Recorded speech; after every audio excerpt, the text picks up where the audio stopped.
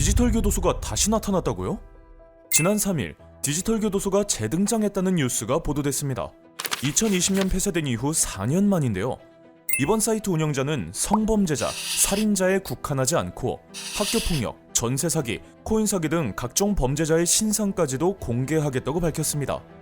방송통신심의위원회가 사적 제재에 따른 부작용을 우려해 곧바로 접속 차단을 결정했지만 이에 굴하지 않고 운영자는 새로운 주소를 만들어내며 사이트 운영을 지속하겠다는 의지를 드러내기도 했는데요. 사적 제재를 통해 피해자들을 위로하겠다는 취지지만 잘못된 신상 공개로 마녀 사냥 장소가 될 수도 있는 디지털 교도소. 디지털 교도소의 명과 암을 한번 살펴볼까요? 여러분은 사적 제재에 대해 들어보신 적이 있으신가요? 국가 또는 공공의 권력이나 법률에 의하지 않고 개인이나 사적 단체가 범죄자에게 벌을 주는 일을 말하는데요. 범죄자의 신상을 전 국민에게 공개하는 디지털 교도소도 사적 제재의 한 종류입니다. 2023년 교사들이 잇따라 숨지는 사건이 발생하자 악성 학부모 민원이 죽음의 원인으로 언급되면서 촉법 나이트라는 SNS 계정이 등장하기도 했죠. 가해자로 지목된 학부모의 신상, 그들이 운영하는 가게는 물론 자녀 사진까지 공개하며 화제가 됐습니다. 2018년에는 자녀 양육비를 지급하지 않는 부모의 얼굴과 이름 등을 공개하는 배드파더스가 개설되기도 했습니다. 이들 사이트의 공통점은 사이트 운영자가 아주 나쁜 이들이라고 판단한 사람들의 신상 정보를 확실하게 공개한다는 점이었습니다. 사적 제재가 가려웠던 부분을 확실하게 긁어주자 대중들도 이들의 활동을 지지했죠. 그런데 이러한 사적 제재 사이트가 왜 문제가 되는 것일까요? 2020년 대한민국을 발칵 뒤집은 N번방 사건, 다들 기억하시죠? 피해자들이 큰 충격과 고통을 받는 것과 달리 가해자들이 가벼운 형량을 받을까봐 많은 이들이 걱정했죠. 디지털 교도소는 이러한 사람들의 걱정과 욕망을 정확하게 짚어내며 범죄자들의 개인 신상 정보를 인터넷에 낱낱이 공개하기 시작합니다.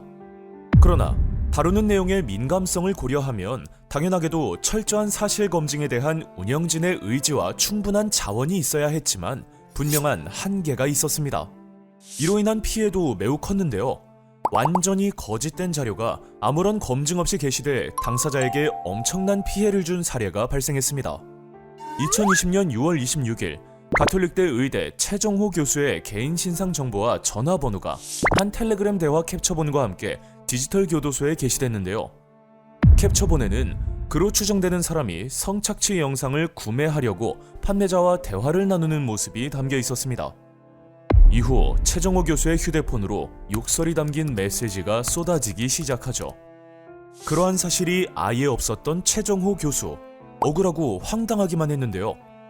결국 최 교수는 디지털 교도소 운영자를 허위사실 유포 및 명예훼손 혐의로 고소했고 그 과정에서 텔레그램 대화 캡처본이 조작된 것으로 확인되면서 그의 결백이 입증됐습니다.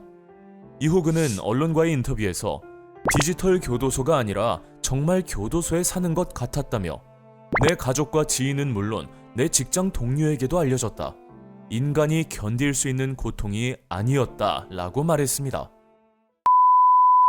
디지털 교도소로 인한 사망 사건이 발생한 적도 있습니다. 2020년 7월 대학생 A씨의 얼굴, 학교, 전공, 전화번호 등이 디지털 교도소에 공개되는데요. A씨가 지인의 얼굴에 음란 사진을 합성해 인터넷상에 공유하는 행위를 했다는 게 디지털 교도소가 밝힌 그의 죄목이었습니다.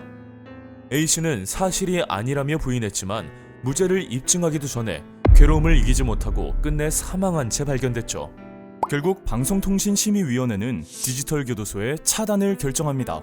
도박 사이트나 성매매 사이트 등 전형적인 불법 사이트와 달리 디지털 교도소는 공익성과 불법성이 공존한다는 점에서 심의에 더 어려움이 있었는데요. 처음에는 문제가 된 개별 게시물에 대해서만 시정을 요구했지만 디지털 교도소가 이를 받아들이지 않자 사이트 전체 접속 차단이 결정됐습니다.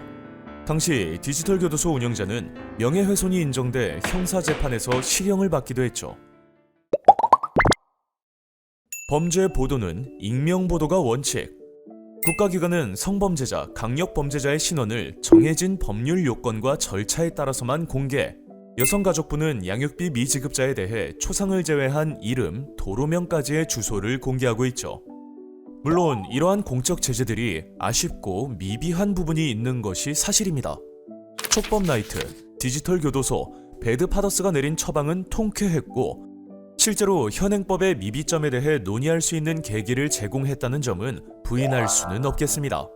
하지만 공익성을 주장하며 자의적으로 공개 대상을 판단하고 선택하는 디지털교도소 운영자에게 엄정하고 공적인 처벌이 필요한 일을 하도록 내버려 둔다는 것은 우리 사회 시스템을 흔들 수 있다는 점에서 위험한 독배일 수 있겠죠? 여러분은 어떻게 생각하시나요? 이번 영상에 대한 생각 또는 하루 한 팩에서 다루어줬으면 하는 내용이 있다면 댓글로 남겨주세요. 그럼 안녕!